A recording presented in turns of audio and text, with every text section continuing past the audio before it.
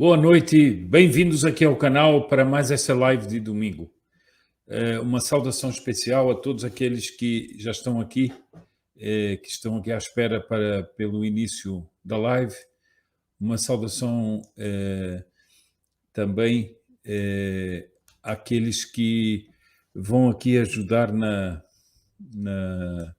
moderação do canal, e também queria agradecer a Regina Lucena, que está fazendo aqui a moderação do canal.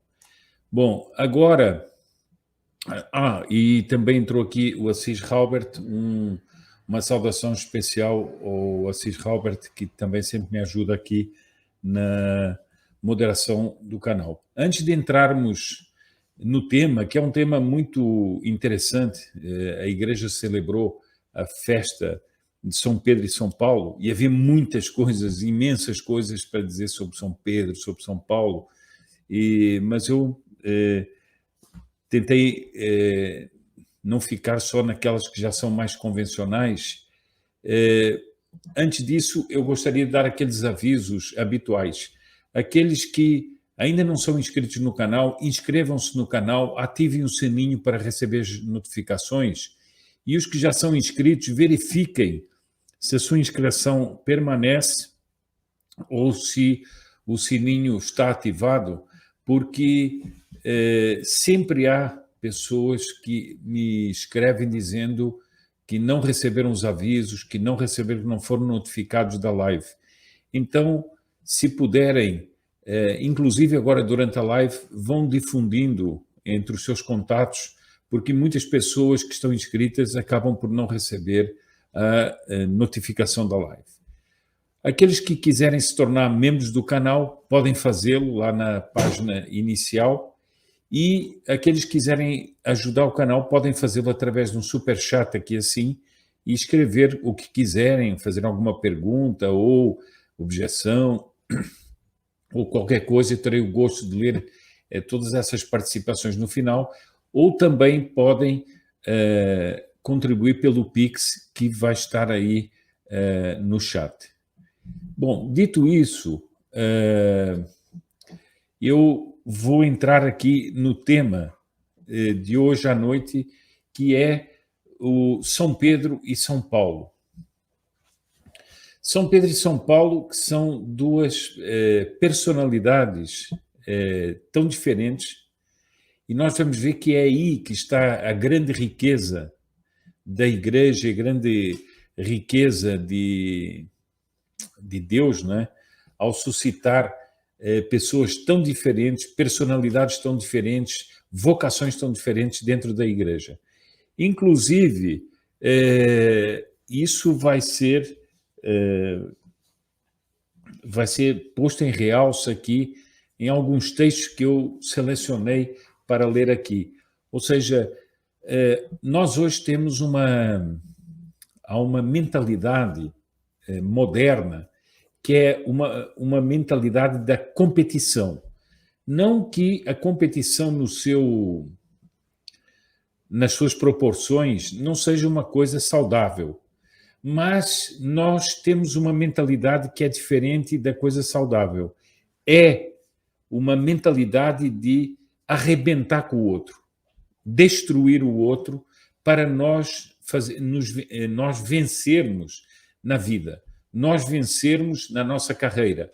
E isso não é o que nós vamos ver aqui com São Pedro, São Paulo, e também um pouco com São João. Vou fazer um pouco esse comentário também.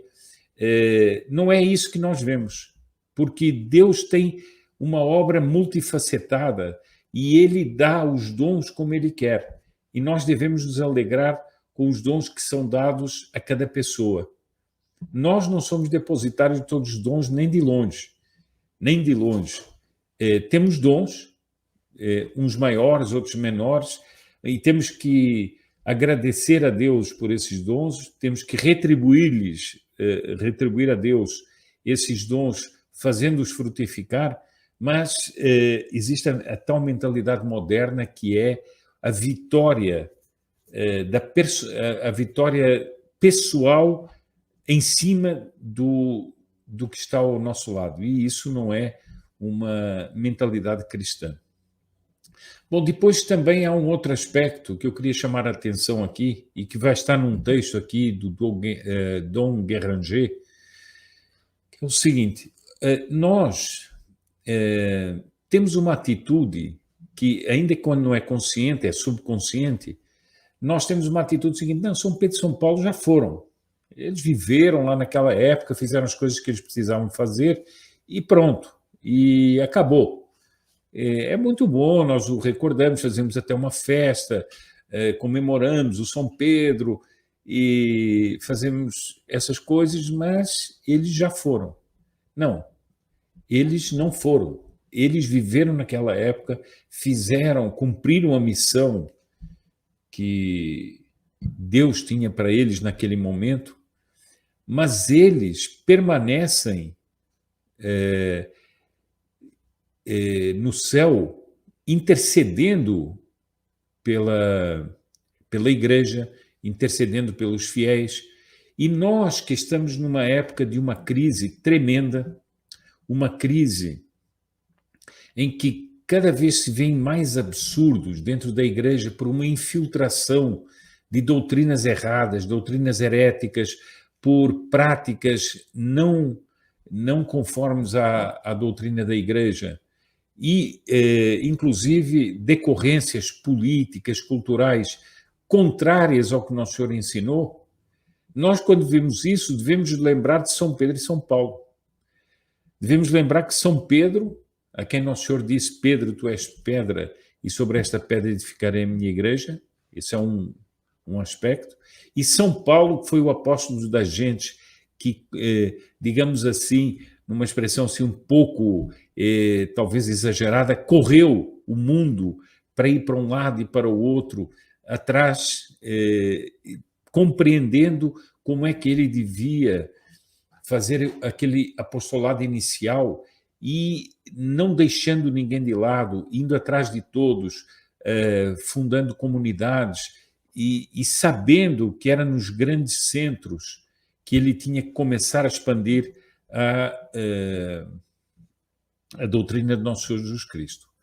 Bom, eu fiquei assim, quando se vai falar de São Pedro e São Paulo, nós ficamos assim um pouco perdidos, perdidos no bom sentido, né? Porque por onde começar, por onde se iniciar, fica um pouco difícil. Então, eu trouxe aqui um texto que me toca bastante, que é um texto de um livro famoso, que é O Apóstolo de São Pedro, do William Thomas Walsh. É um escritor católico que vai escrever uma vida de São Pedro. E ele, eu me lembro sempre da página inicial, na página com que ele inicia a história de São Pedro. Ele imagina São Pedro menino na sinagoga sendo ensinado por um mestre, não só ele, né? Muitos meninos junto com ele, e ele imagina aquela cena e ele a descreve dessa maneira, que o jovem professor, a voz do jovem professor comentava um salmo. Simão, São Pedro, né? E outros meninos sentados sobre um tapete olhavam para ele, já um tanto sonolentos, porque já ia longe aquela aula, e seus olhos vagavam enquanto o mestre ia desenrolando o cilindro de pergaminho com que ele ia ensinando, aquele professor. A uma certa altura, ele lê a seguinte passagem de um salmo, que é o Salmo 21. Eu, porém, sou um verme e não um homem, o opróbrio dos homens e a abjeção da plebe. Todos os que me viram escarneceram de mim. Transpassaram as minhas mãos e os meus pés, contaram todos os meus ossos, repartiram entre si os meus vestidos e lançaram sortes sobre a minha túnica. Bom, ele, o professor, interrompa aqui essa leitura. Imaginem, portanto, São Pedro, menino, que está ouvindo um texto que é um salmo de Davi, né? E ele está ouvindo aquele salmo que dizia respeito a Nosso Senhor, que ele viria depois à frente a conhecer. E ele não tinha a menor ideia do que ia acontecer na vida dele. E o professor diz, essas palavras de Davi referem-se claramente à idade messiânica. A idade messiânica que está por vir e às tristezas do povo judeu, das quais nosso glorioso rei nos libertará. Depois ele fala especificamente sobre a passagem que diz, transpassaram as minhas mãos e os meus pés. Era uma profecia de quando Nosso Senhor estaria na cruz. Mas eles não entendiam. Os grandes intérpretes, ninguém sabia. Ele diz, ninguém sabe porque o profeta inspirado utilizou tão estranha expressão.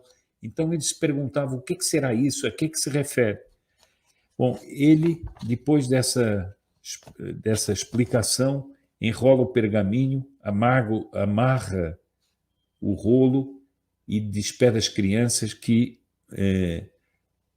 silenciosamente saem em fila para fora da sinagoga e vão se dirigindo para casa. Imaginem agora São Pedro com os outros meninos indo, como ele diz aqui assim, pode-se imaginar que eles caminhavam devagar ao longo da praia na direção do subúrbio de Betsaida.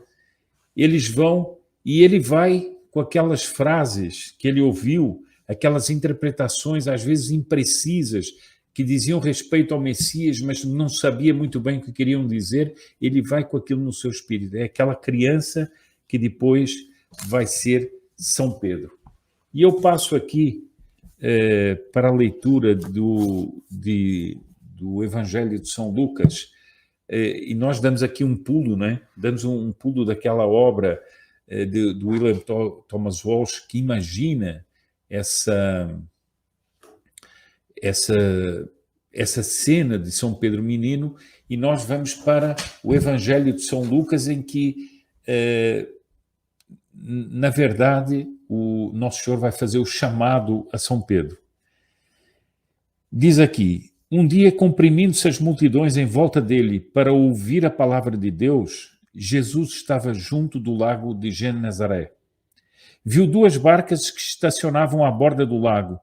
Os pescadores tinham saído e lavavam as redes.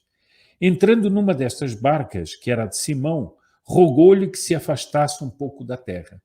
Vejam como Nosso Senhor, aqui é um fato muito tocante, Nosso Senhor vem e pede emprestar aquela barca, e muitas vezes ele, que é o Senhor de todas as coisas, faz isso na nossa vida, como que nos pede, empreste-me tal coisa, leve-me a tal lugar. E nós não percebemos que, naquele momento, é o chamado do Nosso Senhor que está ali. Bem, entrando numa dessas barcas, que era de Simão, rogou-lhe que se afastasse um pouco da terra. Depois, estando sentado, ensinava o povo desde a barca.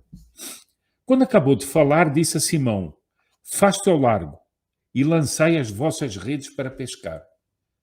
Bom, e Nosso Senhor estava ali na barca, ensinando as pessoas, ensinando o povo que se comprimia ali.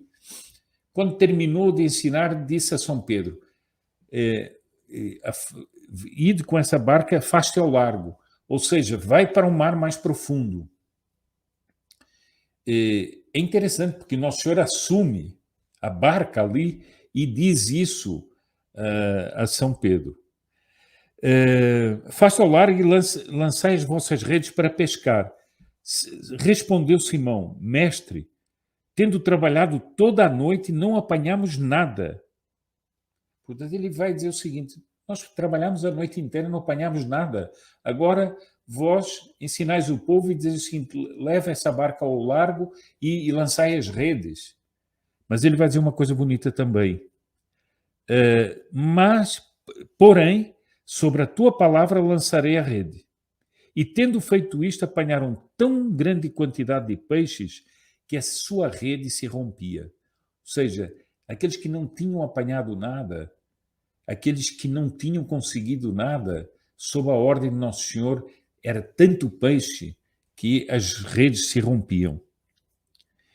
Então fizeram sinal aos companheiros que estavam na outra barca, para que os viessem ajudar. Vieram e encheram tanto ambas as barcas que elas quase se afundavam. Simão Pedro, vendo isto, lançou-se aos pés de Jesus, dizendo: retira-te de mim, Senhor, pois eu sou um homem pecador.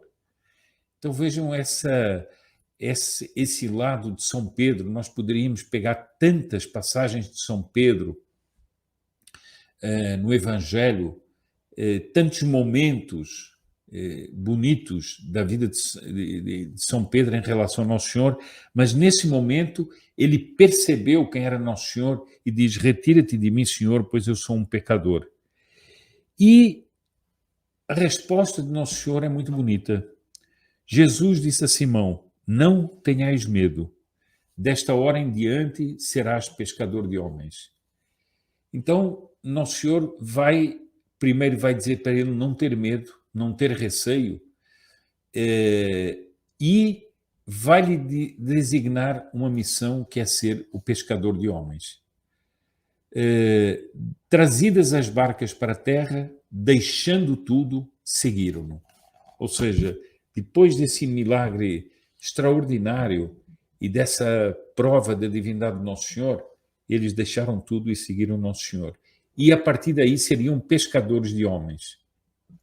Bom, vejam que eu não vou dar agora aqui as outras passagens do Evangelho, quando Nosso Senhor pergunta a São Pedro o que dizem os homens, quem eu sou, né? E depois pergunta a São Pedro, e vós quem dizeis que eu sou? São Pedro lhe responde, e depois Nosso Senhor responde a ele que ele é Pedro e que sobre aquela pedra edificará a sua igreja. Então São Pedro recebe essa missão extraordinária. Essa missão que é a missão de ser a pedra sobre a qual está edificada a igreja e que é a cabeça, o representante de Nosso Senhor Jesus Cristo na terra, como todos aqueles que depois vão sucedê-lo. Agora vamos ver aqui um pouco da vida de São Paulo. Já é uma outra personalidade, já é uma outra circunstância completamente diferente. E São Paulo vai ser uma outra missão completamente diferente.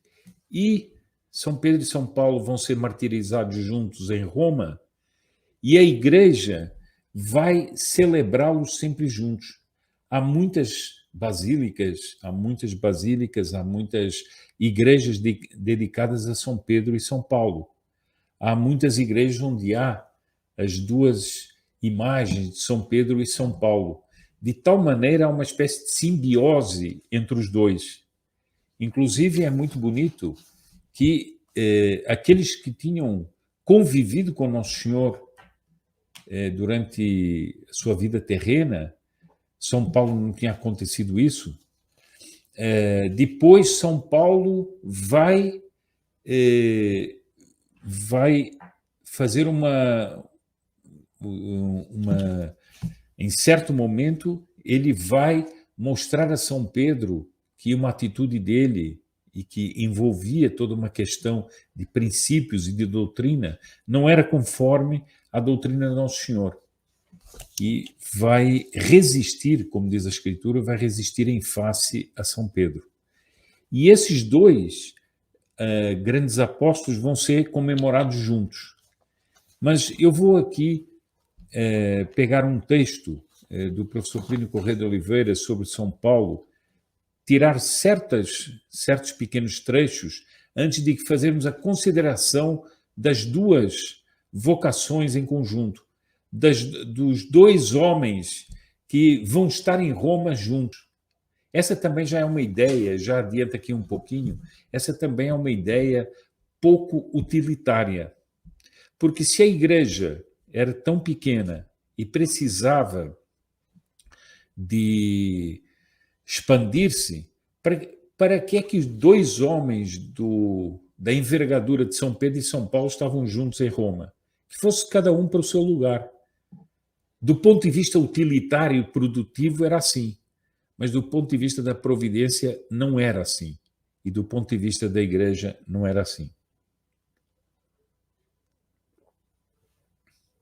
Bom, o que mais chama a nossa atenção na vida de São Paulo é a sua decisão, a sua atitude integral diante de um ideal. Quando o apóstolo quer alguma coisa, ele a quer deveras. Vive integralmente por um ideal e tudo é sacrificado pela realização do mesmo. E agora ele vai dizer aqui, quando ele era moço, e ele era fariseu, quando ele era moço, o ideal dele era o judaísmo. E ele via no cristianismo o inimigo perigoso. Então ele dedica-se a extirpar pela raiz este inimigo que era o cristianismo. De um grande entusiasmo interior e profundo, que se traduz em atos, aspas, como diz como ele mesmo escreve, Saulo respirando ameaças e morte contra os discípulos do Senhor. Vejam essa expressão fortíssima, né? Diz ele, numa das cartas que ele escreve, eu avantajava-me no judaísmo, eu perseguia a igreja de Deus e a expugnava. Eu avantajava-me no judaísmo a muitos dos meus companheiros de idade e de nação, respirando ameaças e morte. Espírito perspicaz e de vistas largas, queria a extirpação eficiente e sabia que isso devia começar nos grandes centros de irradiação mundial. Por isso ele ia a Damasco. Ele não queria medidas incompletas e pusilânimes. Ele queria fazer uma viagem a Damasco para levar presos para Jerusalém a quantos homens e mulheres achasse dessa doutrina cristã. Bom, todos nós sabemos que naquele momento daquela viagem, aquele milagre extraordinário, ele é derrubado pelo cavalo, uma luz forte bate sobre ele, ele fica cego e ele ouve a voz que diz, Saulo, Saulo, por que me persegues? Bom, essa é uma maneira completamente diferente de conversão, é um chamado completamente diferente, e São Paulo vai para o deserto aprender do Nosso Senhor tudo o que ele depois ensinaria aos homens. Agora vejam o seguinte, o São Paulo que perseguia vai se mudar para o São Paulo que prega o Evangelho. Mas ele não vai mudar o seu modo de ser. Ele vai ser, claro que ele não vai praticar crueldades contra ninguém, mas ele vai ser o homem fogoso. Ele vai ser o homem que não quer medidas incompletas e pusilânimes. Ele vai ser determinado. Ele vai ser a favor do bem aquilo que ele fazia pelo mal. Isso é uma grande lição, por quê? Porque muitas vezes, quando há uma conversão assim, quando há uma conversão de uma pessoa que trabalhava pelo mal e passa a trabalhar pelo bem, há muitas vozes que dizem, não, agora seja assim, uma pessoa desapareça, fique quieto, não seja... não empregue todas as suas qualidades, as qualidades humanas a favor do bem. Não, pelo contrário, São Paulo vai ser a lição disso aí. Mas também há uma coisa que é uma grande lição na vida de São Paulo. É que ele, antes de ir pregar, antes de ir falar, antes de ir ensinar, ele se recolheu ao deserto. Ele aprendeu com Nosso Senhor. Ele não foi logo querendo dar lições aos outros. Ele não foi logo querer ensinar aos outros. Ele primeiro foi quis impregnar-se de toda a sabedoria, de todos os ensinamentos de Nosso Senhor, do modo de ser Nosso Jesus Cristo. Tanto é que ele vai dizer o seguinte, para mim viver é Cristo. Já não sou eu quem vivo, é Cristo que vive em mim. É o que ele vai dizer. Portanto, antes de ele vir ensinar e de ser o apóstolo das gentes, ele vai aprender, ele vai se recolher. Convertido ao cristianismo, ele vai tornar-se um grande apóstolo. Mudou de ideal, mas não de mentalidade e de caráter. Procura a realização do seu novo ideal, que é Cristo. As mesmas medidas completas e enérgicas. O mesmo gosto pelo essencial, que de preferência o faz procurar os grandes centros de irradiação mundial com uma dedicação incondicional. Um verdadeiro prodígio e assombro será a sua vida apostólica. Com esta mentalidade purificada pela graça, com o ideal de Cristo diante de seus olhos, ele diz: eu já não sou eu quem vivo, mas é Cristo que vive em mim.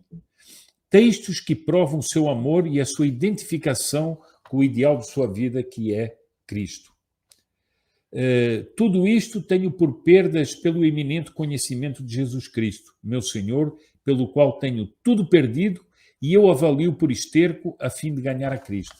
Ele que era um homem sábio, ele que era um homem aprofundado nas doutrinas do judaísmo, ele era um fariseu, ele vai dizer que aquilo tudo, para ele era esterco, porque ele queria ganhar nosso Senhor Jesus Cristo. Outro dado característico de nota é que São Paulo soube unir a espontaneidade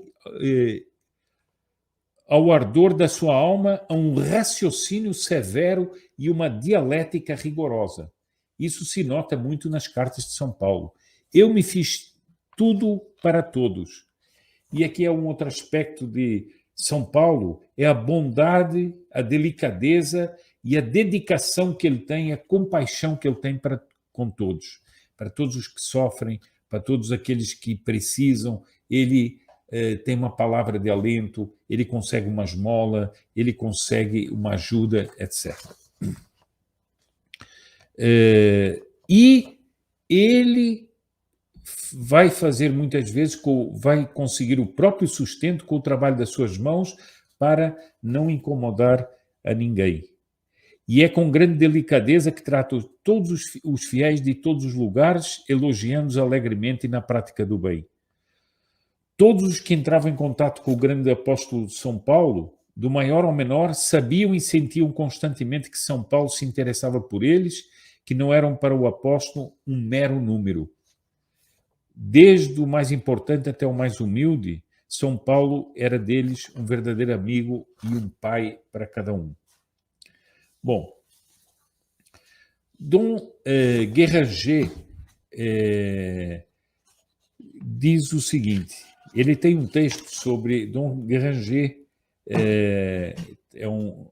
escreveu uma obra chamada L'Année liturgique, em que ele vai comentando todas as festas litúrgicas do ano, e ele, a uma certa altura, ele comenta São Pedro e São Paulo.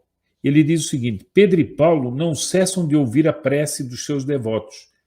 O tempo não diminuiu os seus poderes, e mais no céu que outrora na terra, a grandeza dos interesses gerais da Igreja não os absorve a ponto de negligenciarem o menor dos habitantes dessa gloriosa cidade de Deus, da qual foram e permanecem príncipes.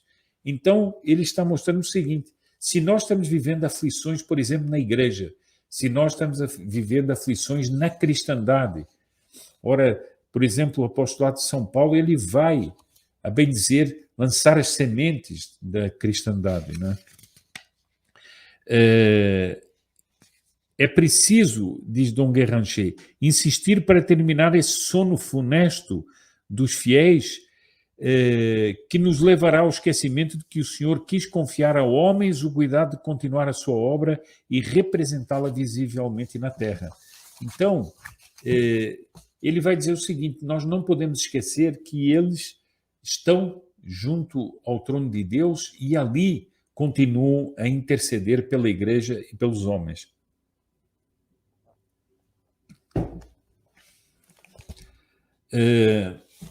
Diz o Dom Guéranger, diz Santo Ambrósio, a Igreja é um navio onde Pedro deve pescar e nessa pesca ele recebe ordens de usar ora a rede, ora o anzol. Grande mistério, porque essa pesca é toda espiritual. A rede protege, o anzol fere, mas a rede é a multidão e o anzol é o peixe solitário. Depois ele vai falar de São Paulo, um pouco mais à frente. A confissão de Jesus o põe em nossos lábios, e é por isto que ele diz a Simão: vai ao mar alto, isto é, ao coração do homem, porque o coração do homem, seus recônditos, é como as águas profundas. Vai ao mar alto, isto é, a Cristo, porque Cristo é o reservatório profundo das águas vivas, na qual estão os tesouros da sabedoria e da ciência. Todos os dias Pedro continua a pescar. Vejam bem isso. Todos os dias Pedro continua a pescar. Todos os dias o Senhor lhe diz: vai ao mar alto. Mas parece-me ouvir Pedro dizer: mestre, trabalhamos toda a noite, sem nada conseguir. Pedro sofre em nós quando a nossa devoção é trabalhosa. Então vejam, quando nós dizemos, mas nós fizemos um esforço, não conseguimos, ali está São Pedro dizendo a Nosso Senhor: trabalhamos a noite inteira e nada conseguimos. Agora ele vai falar de São Paulo. Paulo também está em luta. Vós o ouvistes dizendo: quem está doente, sem que eu também não esteja doente, fazei de forma tal que os apóstolos não tenham que sofrer por vossa causa. Bom,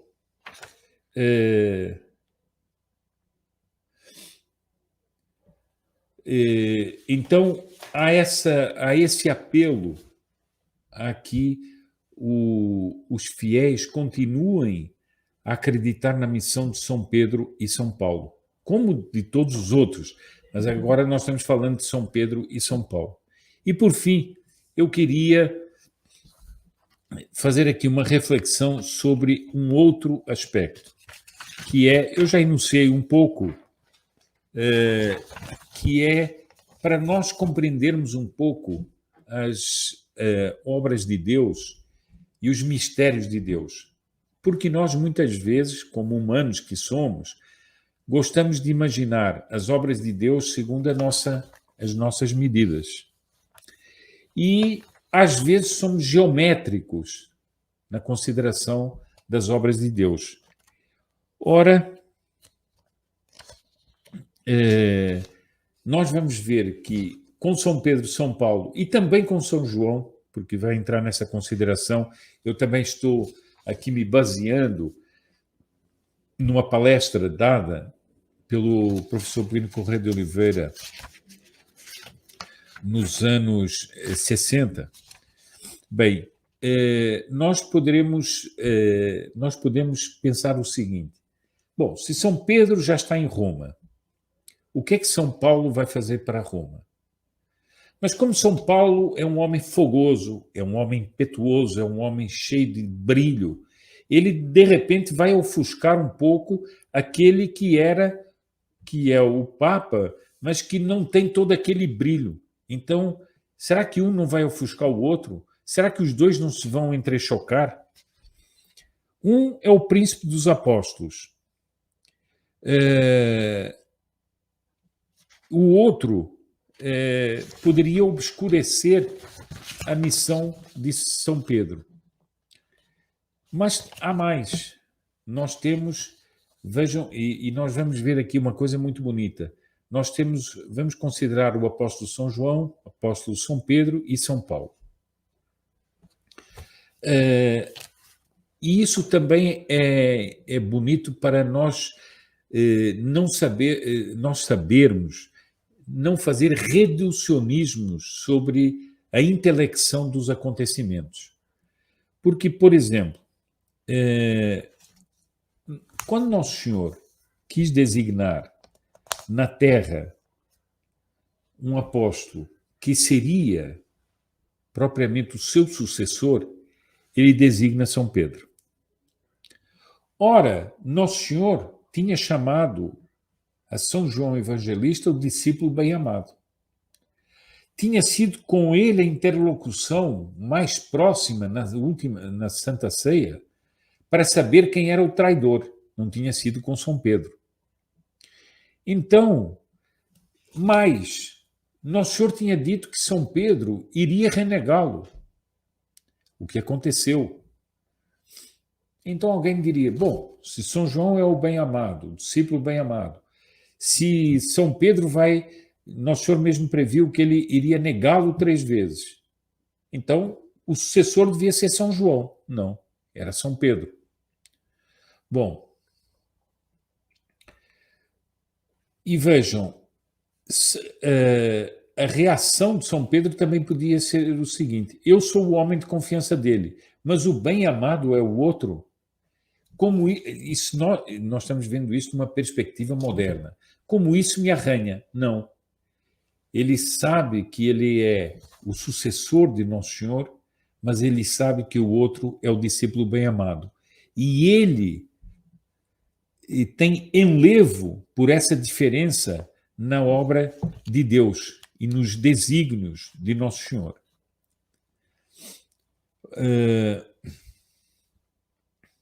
Agora vejam São João e São Pedro em face de São Paulo.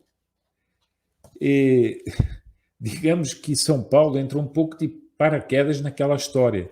Ele não fazia parte daquela história e, entretanto, ele vai ter um brilho, ele vai ter uma instrução direta de Nosso Senhor e depois ele, em outra ocasião, em circunstâncias completamente diferentes, ele vai tomar contato com o colégio dos apóstolos e ele vai se tornar o apóstolo das gentes e vai ter uma obra apostólica extraordinária, vai deixar cartas que vão ficar para os séculos. Os outros 2 podiam dizer, bom, mas eu sou o sucessor de Nosso Senhor, eu sou o discípulo bem-amado. Agora esse aparece aqui, aspas, do nada, e é tudo isto. Mas essa é uma visão moderna, é uma visão invejosa. Não, pelo contrário, eles se refletem uns aos outros. Eles se apreciam uns aos outros porque eles sabem que em cada um deles há uma faceta especial de Nosso Jesus Cristo. Há um brilho especial da graça.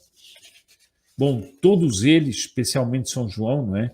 A quem Nosso Senhor disse, filho, eis aí a tua mãe, e mãe, eis aí o teu filho, aquela intercessão sacratíssima que Nosso Senhor indicou estando na cruz, foi a São João.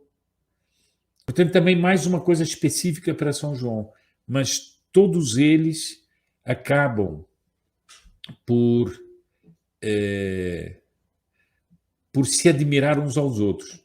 Vejam que é São João também que vai para a ilha de Patmos e ali recebe a famosa revelação dessa parte tão extraordinária da Sagrada Escritura que é o Apocalipse. Agora, há aqui um ensinamento também muito importante. É que Deus não se deixa abarcar por um homem só, por uma pessoa só. Deus não permite que alguém diga sou eu e mais ninguém. Ora, nós vemos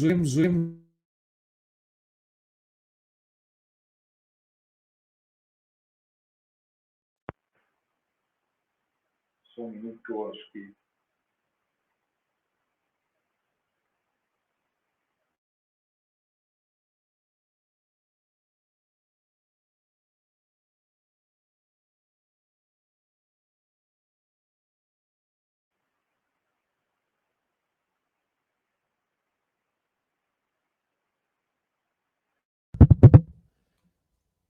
bem, parece que eu agora o som já voltou.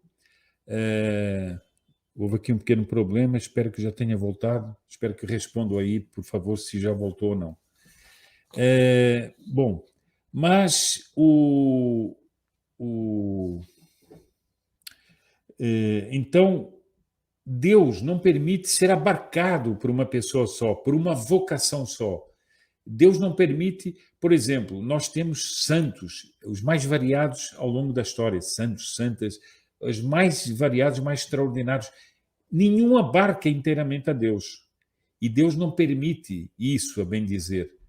Mas não é só isso, nós temos ordens religiosas que são obras que foram fundadas por pessoas virtuosas ou santos que exprimiram ao longo dos séculos perfeições, pois também isso não abarca. Deus não tolera nem suporta essa exclusividade que algumas pessoas querem ter. E há hoje muitas considerações de pessoas prepotentes, de pessoas arrogantes, que se acham os únicos, que se acham exclusivos, excluem todos os outros. Ora, o próprio do bem é ir atrás de todos aqueles que têm manifestações de bem. As obras de Deus exigem simplicidade. Pedem da parte de todos os seus privilegiados muita e verdadeira humildade.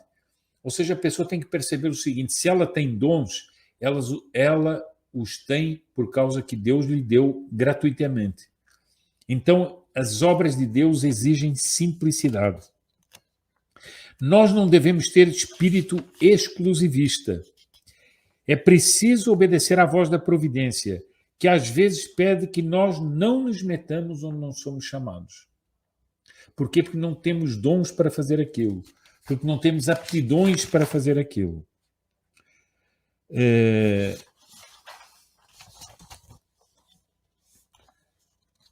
E temos que aprender a ter muita alegria com os dons que os outros têm e que não são os nossos. Essa ausência de apego pessoal é uma coisa importantíssima. Quem se dedica ao bem da igreja e da civilização pode se deixar levar muitas vezes pelo seguinte espírito: não, deixem comigo que eu vou mostrar quem eu sou. Ora, isso é o princípio que enterra todas as obras boas.